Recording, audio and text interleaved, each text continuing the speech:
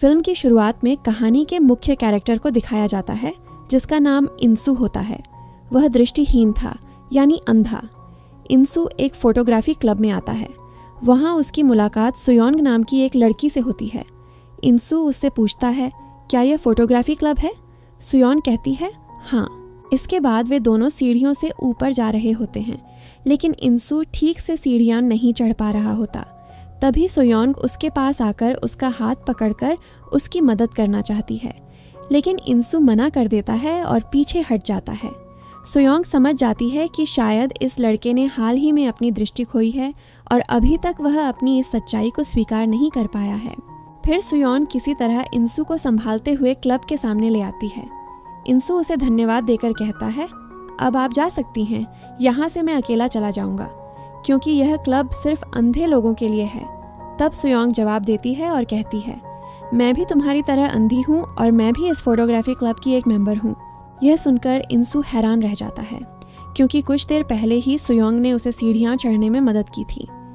वह सोचता है कि शायद यह लड़की काफ़ी समय से इस क्लब की मेंबर है और इस जगह से बहुत अच्छी तरह परिचित है, इसलिए वह दूसरों की मदद कर रही है। अगले सीन में क्लब के बाकी मेंबर इंसू का स्वागत करते हैं। वे सभी अंधे होते हैं। वहाँ इंसू सबको अपने बारे में बताता है। उसकी आवाज़ सुनकर सब कहते हैं कि लगता है तुम बहुत हैंडसम हो। सच में तुम्हारी आवाज़ सुनकर ऐसा ही लगता है। इंसू अपना इंट्रो देता है। वह कहता है, मेरा नाम इंसू है, उम्र 27 साल। मुझे एक रेयर डिजीज़ थी जिसकी वजह से मेरी आंखों का बैकफॉल यानी रेटिना डैमेज हो गया और धीरे धीरे मेरी दृष्टि शक्ति कम होती चली गई। इंसू का इंट्रो सुनने के बाद बाकी लोग भी अपने बारे में बताते हैं। वहाँ एक बुजुर्ग महिला कहती है कि वह काफ़ी लंबे समय से देख नहीं पा रही है। तभी उसका हस्बैंड कहता है, मैं भी देख नहीं पाता और इसके बावजूद हम दोनों साथ में बहुत हैप्पी हैं। इसके बाद एक लड़का अपना इंट्रोडक्शन देता है। उसका नाम दोह्योन होता है। वह कहता है कि उसकी कंडीशन भी काफ़ी हद तक इंसू जैसी ही है, लेकिन उसकी यह बीमारी जेनेटिक होती है, यानी वह जन्म से ही अंधा होता है। वहाँ उसकी माँ को भी दिखाया जाता है जो खुद भी देख नहीं पाती थी। इसके बाद सबसे आखिर में सुयोंग अपना इंट्रोडक्शन देती है। वह बताती है कि 10 साल पहले उसकी आंखों की रोशनी चली गई थी और तब से वह देख नहीं पाती। उसकी एक आंख पूरी तरह ब्लाइंड है, जबकि दूसरी आंख से वह बहुत ही थोड़ी मात्रा में देख पाती है, यानी वह सिर्फ मूवमेंट या हलचल महसूस कर सकती है, लेकिन साफ तौर पर कुछ भी नहीं देख पाती। तभी वह बुजुर्ग महिला सुयोंग से कहती है, चिंता मत करो, मैं इंसू से तुम्हारे बारे में बात करूंगी। वह बहुत हैंडसम है और तुम बहुत खूबसूरत हो। तुम दोनों की जोड़ी बहुत अच्छी लगेगी। इसके बाद हम देखते हैं कि तस्वीरें लेने के लिए सभी लोग बाहर आते हैं। वे सभी फोटोग्राफी करना पसंद करते थे, इसी वजह से उन्होंने इस क्लब को ज्वाइन किया था। इस क्लब के सभी मेंबर 100% अंधे नहीं थे। कुछ लोग सुयोंग की तरह बहुत कम देख पाते थे, लेकिन कुछ मेंबर ऐसे भी थे जो पूरी तरह से अंधे थे। अंधे होने के बावजूद वे कैमरा और लेंस के जरिए अपने पैशन को फॉलो करते थे और प्रकृति को महसूस करने की कोशिश करते थे। वहीं हमें पता चलता है कि इंसू अपनी आजीविका के लिए पियानो ट्यून करता था, यानी वह एक म्यूजिशियन था, और सुयोंग की सूंघने की क्षमता बहुत तेज थी, इसलिए वह उससे जुड़ा काम करती थी। वह इंसू की खुशबू के बारे में कहती है, तुमसे बहुत अच्छी खुशबू आ रही है।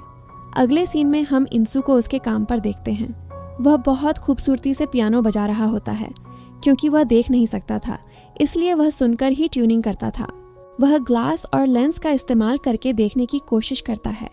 उसकी इस हालत को देखकर एक बुजुर्ग आदमी उसके पास आता है। वह खुद भी देख नहीं पाता था। इसी वजह से उसके बेटे ने उसे एक ऐसा डिवाइस दिया था जिसके जरिए अंधे लोग 70 से 80% तक देख सकते थे। वह आदमी इंसू से कहता है कि ग्लास और लेंस की जगह इस डिवाइस का इस्तेमाल करके देखो। इंसू उस डिवाइस को आंखों पर लगाकर देखता है। सच में टेक्नोलॉजी कहाँ से कहाँ पहुँच गई है। एक अंधा इंसान भी उस डिवाइस के जरिए देख पा रहा था। दोस्तों, आप जानकर हैरान होंगे कि वास्तव में इस डिवाइस का अस्तित्व है। इस वीडियो के अंत में इस पर चर्चा की जाएगी। इसके बाद इंसू वह डिवाइस आंखों पर लगाकर कई सालों बाद अपने ही आंखों से पियानो को देख पाता है। इसे देखकर इंसू बेहद खुश हो जाता है। फिर सुयोंग को दिखाया जाता है कि उनके क्लब के एक वॉलंटियर की मदद से तस्वीरें ली जा रही थीं। इंसू उसके सामने खड़ा था। सुयोंग उस व्यक्ति की मदद से इंसू की एक तस्वीर ले लेती है। क्योंकि वह थोड़ी ही देख पाती थी, इसलिए घर जाकर वह उस तस्वीर को जूम इन करके देखने की कोशिश करती है। तभी उसके दोस्त वहां आ जाते हैं और सुयोंग के साथ शरारत करते हुए कहते हैं, तेरा बॉयफ्रेंड तो बहुत हैंडसम है। सुयोंग हंसते हुए जवाब देती है, ओह, वह मेरा बॉयफ्रेंड नहीं है, वह सिर्फ मेरा दोस्त है। इसके बाद सुयोंग और उनके क्लब के सभी सदस्य समुद्र के किनारे घूमने आते हैं। लहरों की आवाज़ और हल्की हवा उनके दिल को छू जाती है। बाकी लोग क्लब के वॉलंटियर की मदद से एक दूसरे की तस्वीरें ले रहे थे। तभी सुयोंग इंसू से कहती है, मेरी तरफ देखकर हाथ हिला ताकि लगे कि तुम सच में मुझे देख पा रहे हो। इसके बाद सुयोंग और इंसू ऐसा हाथ हिलाते हैं कि ऐसा लगता है जैसे वे एक दूसरे को देख पा रहे हों। और इस खूबसूरत सीन को इंसू अपने कैमरे के टाइमर का इस्तेमाल करके कैप्चर कर लेता है। सूर्यास्त के समय इंसू उससे कहता है कि उसने सुयोंग को अपने सपने में देखा था। वास्तव में वे दोनों बहुत अच्छे दोस्त बन गए थे, लेकिन कभी एक दूसरे का चेहरा देख नहीं पाए। और सपनों में कभी कभी इंसान उस व्यक्ति को देखता है जिसे वह बहुत पसंद करता है। इंसू के साथ भी ऐसा ही हुआ। इंसू उससे पूछता है, अगर तुम्हें आखिरी बार कुछ देखने का मौका मिले तो तुम क्या देखना चाहोगी? सुयोंग मजाक में कहती है, आसमान में उड़ते हुए पेंगुइन देखना चाहूंगी। इसके बाद सुयोंग इंसू से अगले शुक्रवार को तस्वीरें लेने और साथ में डिनर करने के लिए कहती है। इंसू सहमति दे देता है। अगले दिन सुयोंग इंसू से मिलने जा रही थी। रास्ते में कुछ सीढ़ियां थीं जिनकी वजह से सुयोंग गिरने ही वाली थी, इसलिए उसने अपनी बैग से वह स्टिक निकाल ली जो अंधे लोग इस्तेमाल करते हैं। सुयोंग को देखकर एक वृद्ध महिला उसकी मदद करने आती है। अचानक वह सुयोंग का हाथ पकड़ लेती है।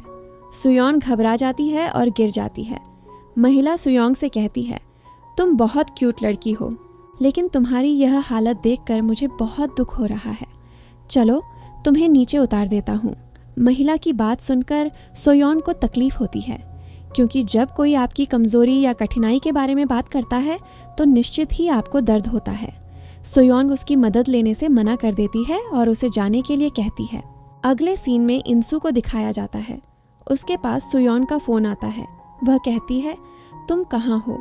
असल में वे पास पास ही खड़े थे, लेकिन कोई किसी को देख नहीं पा रहा था। सुयोंग कहती है, तुम हाथ हिलाओ तभी मैं समझ पाऊंगी, क्योंकि सुयोंग अस्पष्ट रूप से भी मूवमेंट या हलचल समझ सकती थी। इंसू का हाथ हिलाते देख सुयोंग समझ जाती है। फिर जब इंसू सुयोंग के पास जाकर उसे टच करता है तो सुयोंग कहती है, तुम कौन हो? यह सुनकर इंसू सोचता है कि शायद यह सुयोंग नहीं है। तब सुयोंग उसके पास आकर कहती है, अरे यह तो मैं ही थी, मैं तुम्हारे साथ मजाक कर रही थी। यह सुनकर इंसू गुस्से में कहता है, तुम अपनी अंधता पर मजाक करती हो, मैं तो नहीं करता। इस पर सुयोंग का मन दुखी हो जाता है, क्योंकि वह तो इंसू को हंसाना चाहती थी, कष्ट पहुंचाना नहीं। इसके बाद सुयोंग अपनी पास रखी एक फ्लैशलाइट इंसू को दे देती है और कहती है, आई लाइक यू। कुछ समय बाद रात के समय जब इंसू घर लौट रहा होता है तो बहुत अंधेरा और सड़क पर कई गाड़ियां होने की वजह से सुयोंग की फ्लैशलाइट इंसू के काम आती है। तब वह महसूस करता है कि सुयोंग सच में उसे पसंद करती है। अगले सीन में दिखाया जाता है कि इंसू बहुत सहज तरीके से पियानो बजा रहा होता है, क्योंकि वह उस डिवाइस का इस्तेमाल करके बहुत आसानी से पियानो के नोट्स और कीज पहचान सकता था। फिर एक दिन फोटोग्राफी क्लब का गेट टुगेदर होता है। वहाँ उनके सभी फोटोज लगाई गई थीं जिन्हें उन्होंने खुद कैप्चर किया था। सभी लोग इंसू की बहुत प्रशंसा करते हैं, क्योंकि इंसू की तस्वीरें सबसे बेहतरीन थीं। इंसू उनसे पूछता है, क्या किसी ने सुयोंग को देखा? एक वॉलंटियर उसे कहता है, 10 स्टेप आगे जाओ। इंसू 10 स्टेप आगे बढ़कर सुयोंग को देख पाता है। वह उस डिवाइस के जरिए देखता है और कहता है, यह तो वही तस्वीर है जो हमने समुद्र के किनारे ली थी। सच में तस्वीर बहुत सुंदर हुई। यह सुनकर सुयोंग हैरान हो जाती है। तब इंसू उसे डिवाइस पहनाकर तस्वीर देखने को कहता है। तस्वीर देखकर सुयोंग विश्वास नहीं कर पा रही थी कि वह देख पा रही है। इसके बाद इंसू कहता है, मुझे भी थोड़ा दिखाओ।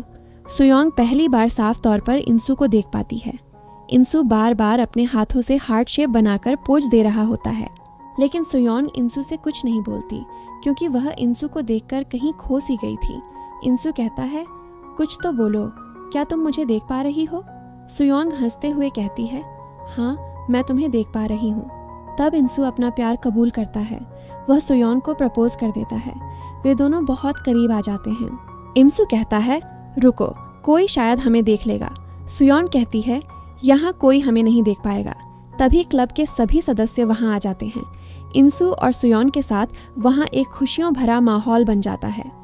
पोस्ट क्रेडिट सीन में दिखाया जाता है कि इंसू का वह डिवाइस दोहयोन को उसकी माँ को पहली बार देखने में मदद करता है, क्योंकि जन्म से ही वह अंधा था। वह अपनी माँ को देखकर बेहद खुश होता है। इसके बाद वही बुजुर्ग महिला अपने हस्बैंड को देखती है। उनके चेहरे को देखकर महिला कहती है, हाय भगवान, ऐसा देखने वाला इंसान के साथ मैंने अपना पूरा जीवन बिताया। सच में मुझे धोखा मिला। इस कहानी में दिखाया गया है कि हमारे जीवन में चाहे कितनी भी बड़ी बाधाएं आएं, उनके समाधान के लिए हमेशा प्रयास करते रहना चाहिए। जीवन में चाहे कितनी भी कठिनाइयां आएं, खुद को छोटा नहीं समझना चाहिए और अपनी भीतर छुपी प्रतिभा का इस्तेमाल करके आगे बढ़ना चाहिए। क्योंकि इंसू अपनी दृष्टि खोने के बाद भी अपनी श्रवण शक्ति के जरिए एक म्यूजिशियन बन जाता है।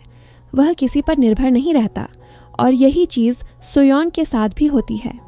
यही बात इस कहानी को एक अलग लेवल पर ले जाती है। ये मूलतः एक शॉर्ट फिल्म है जिसे सैमसंग कंपनी ने बनाया था। इस फिल्म में जो डिवाइस दिखाया गया है वह सैमसंग का डिवाइस है, जिसका नाम रेलुमिनो है और इसी डिवाइस के नाम पर फिल्म का नाम रखा गया है। IMDb पर इसकी रेटिंग 7.5 है। माई ड्रामा लिस्ट वेबसाइट पर 8.5 और 98% गूगल यूजर्स ने इस फिल्म को लाइक किया है।